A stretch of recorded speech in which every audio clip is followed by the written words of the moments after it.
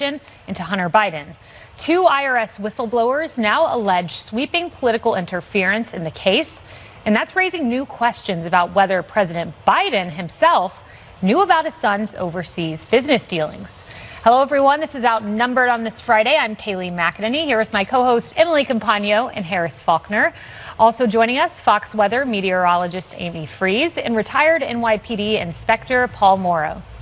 Well, in closed-door testimony released just yesterday, two IRS whistleblowers say officials at the Justice Department, FBI, and IRS interfered with the tax fraud investigation against Hunter Biden.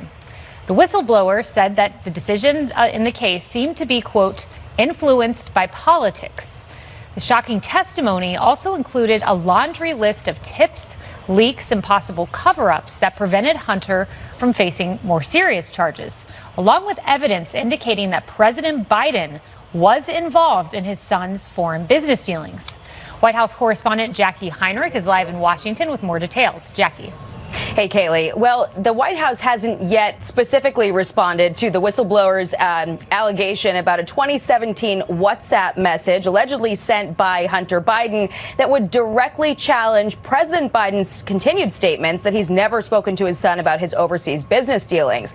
But we just got a new statement from the White House counsel's office responding to the whistleblower's other allegations that U.S. Attorney David Weiss also wanted to bring charges against Hunter in California and in D.C. and obtain special counsel status, but Biden-appointed U.S. attorneys, he says, would not allow it.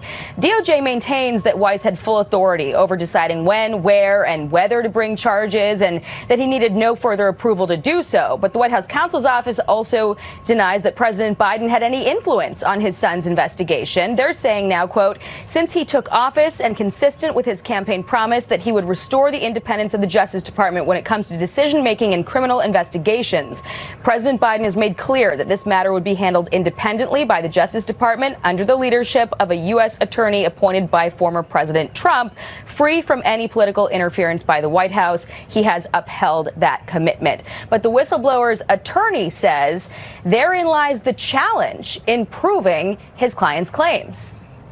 The real challenge right now with the Department of Justice denying that any of President Biden's appointees, including U.S. attorneys in California, in the District of Columbia, they say that they didn't block these charges from being brought. Now, Republicans on the House Ways and Means Committee say that there were multiple examples of misconduct alleged by these two whistleblowers. We saw that with countless examples that they used how the Department of Justice intervened in the prosecution of Hunter Biden. They delayed, they divulged, and they denied numerous examples of where these investigators tried to go into further prosecution of Hunter Biden. Earlier this week, the U.S. attorney in Delaware announced a plea agreement with Hunter Biden on 2 tax misdemeanors and a felony gun charge. He will enter his plea in late July, Kayleigh. Jackie, thank you. So I think it's worth reviewing what President Joe Biden has said about Hunter's business dealings. Let's take a listen to what he said. I never discussed a single thing with my son about anything having to do with Ukraine. I've never spoken to my son about his overseas business dealings. I don't know what he was doing. I did not know he was on the board of that company. I've never discussed my business or their business, my sons or daughters. I have never discussed with my son or my brother or anyone else anything having to do with their businesses, period. So he's been emphatic, Harris, but this WhatsApp message has 3 references to dad sitting next to Hunter Biden. Free Beacon, Washington Free Beacon, we have the picture. They say that there's a picture on Hunter's laptop that shows him sitting behind the wheel of his dad's Corvette on the same day that message was sent, and GPS metadata puts him in close proximity to the former vice president's Delaware home. This was after he left office. Yeah, I think it's also interesting that in the whistleblower transcript, we find out that there was a chill put on the investigation from inside, and that there was pressure not to bring up dad and the big guy and to look into those allegations. So, now it seems to me that it's even more important that we know what the president knew and when he knew it. Yeah. And it's even more important that we know what role he would have played. I can't imagine you're vice president of the United States and your son is in a position that can always be problematic. Anybody who's got a child addicted to drugs knows, wow, I got to keep my eye on that kid. He's got a big swanky job with an energy company in a country that's wanted to be part of NATO, but because of its reported corruption couldn't get in. Like, you don't have more questions about that situation? This must be the most uncurious and unserious vice president in the U.S. history. I don't buy it. I think he's neither of those things. I just don't think that we know the whole story. It's so true. And the interference of the deep state is what's really interesting to me, Paul. You've worked on a lot of investigations, and you have Shapley, who's overseeing this IRS investigation, say, hey, I need a search warrant. And he's slapped down and saying, no, you can't get the search warrant because of, quote, optics. That was Leslie Wolf that said that. Apparently, he couldn't ask Hunter Walker questions about the big guy. Have you ever seen this? No. And, you know, what we have to keep on our eye on going forward is that there's going to be more skullduggery. And let me explain. There's a plea deal, right? We need to see the four corners of that plea deal because, you know, as long as the Democrats have the White House and Joe Biden is there, DOJ is not going to move on this. So everybody's kind of saying, well, all right, if at some point the White House changes, maybe we can peel back the layers of the onion and find out what went on. The problem is this. When we see the plea deal, if the prosecutor marbles into that plea deal, all of the stuff that we're talking about, he's going to be double jeopardied out. You're not going to be able to go back after Hunter because they covered it all. So part of this very well may be, it may not be done if we're going to call this a cover-up. The covering up may not entirely be done. The other thing that really strikes me is that, are they looking at any of the cases that could be made off of the stuff that we do know? Here's a guy, any place in the country, he was able to get an 8-ball of cocaine at 3 in the morning in any city. Are any of those leads being cut to the DEA? Are they being cut to LAPD, NYPD? Is anybody? He should be a grand jury witness in multiple narcotics investigations. Is anybody doing that? Remember, a plea deal is a deal. What are we getting out of it as taxpayers? What are he bringing to the table to get the sweetheart deal? It's supposed to be a give and take. He's a gun perp now. So I don't want to hear anything from Joe Biden during the campaign about guns, guns, guns. Your son got a slap on the wrist relative to a gun charge. You've abdicated that talking point. Absolutely. Signature issue, you've undermined it. Emily, though, what I'm intrigued by, just from a legal perspective, you have one of the whistleblowers saying that David Weiss, the U.S. attorney, wanted to bring charges in D.C. in March of 2022. He wasn't allowed to. Fall of that year, wanted to bring them in California. Wasn't allowed to. However, Merrick Garland says, I never interfered in the investigation. We have not heard from David Weiss. I would want to hear from him, but we do have this letter he sent to Jim Jordan, and he said, I want to make clear that as the Attorney General has stated, I have been granted ultimate authority over the matter. So someone's not telling the truth here. That's right. And the only way that we can get to the bottom of that would be hauling everyone in before Congress and getting their sworn testimony. The Attorney General, David Weiss, every ADA Wolf, let's bring them in. You know, to Paul's point, there is a constellation of alleged and frankly known criminal behavior of this individual. Think about if you had a ton of different symptoms. You know, your arm was falling off, you have a cold, you have an ulcer, and you're only addressing one.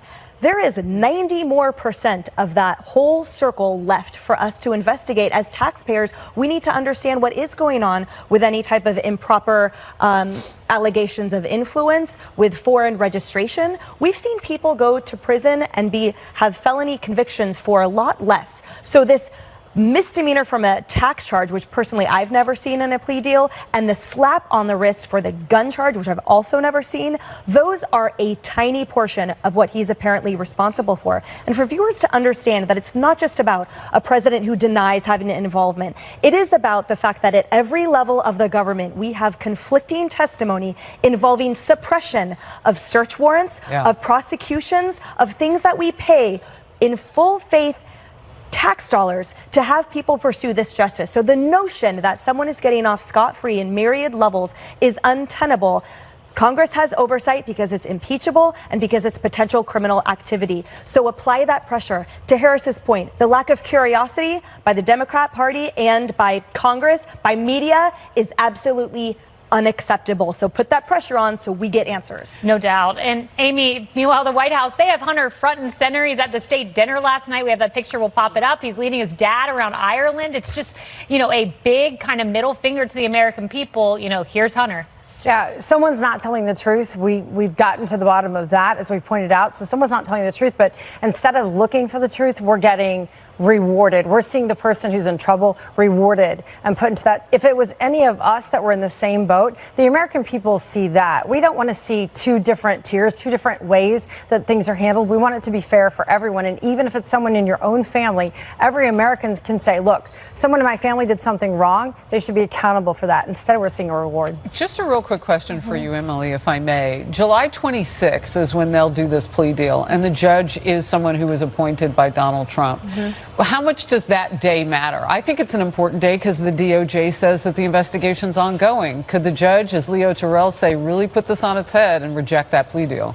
I mean, I've never really seen it, frankly. It's always just a rubber stamping. To be honest, I've never seen a judge reject, because by the time it gets to that phase where they're in the hearing, that has long been approved by both parties. Maybe there will be hopefully some type of release, to your point, a transparency. That would be a fresh face of events. But as of now, expect him to indeed. Comer has to get that plea deal. We need to see that. Yeah. Before it happens. Yep. Yeah. A lot of It questions. is Well, coming up. absolutely infuriating and deeply unsettling to witness the president engaging in blatant interference in a criminal investigation to shield his son from facing appropriate charges and to hide his own knowledge about his son's questionable foreign business dealings.